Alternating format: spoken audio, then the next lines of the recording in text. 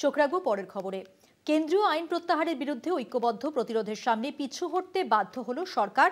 তার জেরেই অনির্দিষ্টকালীন দেশব্যাপী ধর্মঘটের পথ থেকে সরে আসে ট্রাক চালকরা। এর আগেও কৃষক আন্দোলনের চাপে 3টি কৃষি আইন প্রত্যাহারে বাধ্য হন প্রধানমন্ত্রী নরেন্দ্র মোদী স্বয়ং। ঐক্যবদ্ধ হয়ে পথে নামলে কেন্দ্রীয় সরকারকে মাথা নামাতে বাধ্য করা হয়। কৃষক আন্দোলন সিএ প্রতিরোধের পর হিট অ্যান্ড রান আইনের সংশোধনী প্রত্যাহারের দাবিতে ট্রাক চালকদের ঐক্যবদ্ধ প্রতিরোধের মুখেও পিছু হটতে বাধ্য হল কেন্দ্র।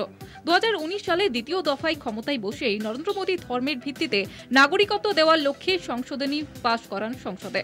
তার বিরুদ্ধে দেশ জুড়ে প্রতিবাদ শুরু হয়।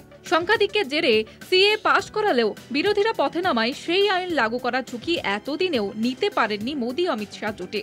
সিএএ লাগু করে ভোটে ধর্মীয় মেরুকরণ উস্কে দিতে চাইলেও বিভাজন ঘটাতে পারেনি শাসক বিজেপি। অগত্যা সংসদে প্রায় বিনা আলোচনায় 3টি কৃষি আইন পাশ করিয়ে নিয়েছিল মোদী সরকার। কিন্তু তার বিরুদ্ধেও জাতি ধর্ম নির্বিশেষে কৃষকদের প্রতিবাদে সামিল হতে শেষ পর্যন্ত মাথা নোয়াতে হয় প্রধানমন্ত্রীকে। এবার পরিবহন কর্মীদের দাবি, এই পথ দুর্ঘটনায় চালকদের শাস্তির মেয়াদ 2 বছর থেকে বাড়িয়ে 10 বছর করার বিরুদ্ধে দেশব্যাপী সড়ক অবরোধে নামে ট্রাক চালকরা।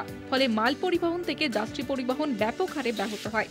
জিনিসপত্রের দাম বৃদ্ধির আশঙ্কা দেখা যায়। এরই প্রেক্ষিতে কেন্দ্রীয় স্বরাষ্ট্র সচিব অজয় ভাল্লার সঙ্গে ধর্মঘটি সংগঠনের প্রতিনিধিদের বৈঠকে প্রস্তাবিত আইন কার্যকর করার প্রশ্নে পিছু হটে সরকার। তার জেরে ধর্মঘট প্রত্যাহৃত হলেও বাংলা সহ দেশের বিভিন্ন প্রান্তে বিক্ষিপ্তভাবে বিক্ষোভ অবরোধ চলছে। আলোচনা সাপেক্ষে ওই বিতর্কিত সংশোধনী কার্যকর হবে। কেন্দ্রের এই বক্তব্য মানতে চান না বর্তমান আন্দোলনকারীরা। তাদের দাবি শুধু হিট অ্যান্ড রান নয়, গোটা আইন প্রত্যাহার করতে হবে। রাষ্ট্রের স্বৈরাচারের বিরুদ্ধে এককাট্টা হয়ে পথে নামতে পারলে যে তাকেও বশ্যতা স্বীকার করানো যায়, এইসব ঘটনাক্রম থেকে বিরোধী ইন্ডিয়া জোটও শিক্ষা নিতে পারে বলে রাজনৈতিক পর্যবেক্ষকদের ধারণা। কলকাতা টিভি।